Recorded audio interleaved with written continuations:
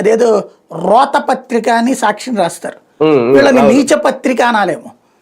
ఆ జ్యోతి రాసింది ఏంటది, మహిళలు దాడి చేశారు అని. ఒక్క మహిళ కనిపించలే దాడి చేసిన వాళ్ళలో.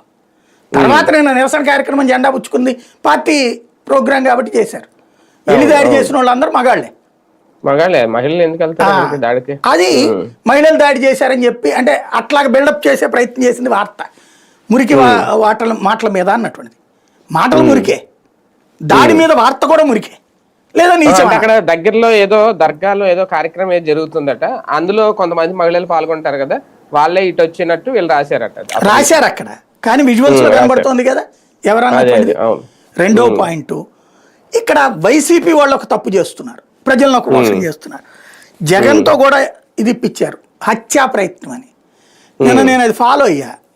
TV9 ఆ కుర్రోడు మంచి ఇంటర్వ్యూ చేశాడు, ఇద్దరిని ఇంటర్వ్యూ చేశాడు, ప్రశాంత్ రెడ్డి నన్ను, ఈయన్ని కూడా. ప్రసన్న కుమార్ రెడ్డి ఫస్ట్ చెప్పిన మాట ఏంటంటే, వాళ్ళు అన్నాన్నే మాట్లాడతారు, బాగా మాట్లాడతారు చాలా. ఏం మాట్లాడాడు ఆయన, నేను బయటికి వెళ్ళాను, వాళ్ళ అబ్బాయి అనుకుంటా పేరేదో చెప్పాడు, ముందు 2-3 సార్లు వచ్చి క్రాస్ చెక్ చేసుకున్నారు, మేమిద్దరం లేమని తెలిసాక వచ్చి దాడి చేశారని చెప్పాడు. అవును అవును, అతను క్లియర్ గా చెప్పాడు, మేమిద్దరం లేమని చూసుకుని. మీకు ఎక్కడ పాయింట్ ఏంటంటే, సాక్షిలో కూడా హెడ్డింగ్ ఏమో కుట్ర చేశారు, నల్లపరెడ్డి ప్రసన్న కుమార్ రెడ్డి మీద హత్య చేయడానికి వెళ్ళారని రాసి మళ్ళీ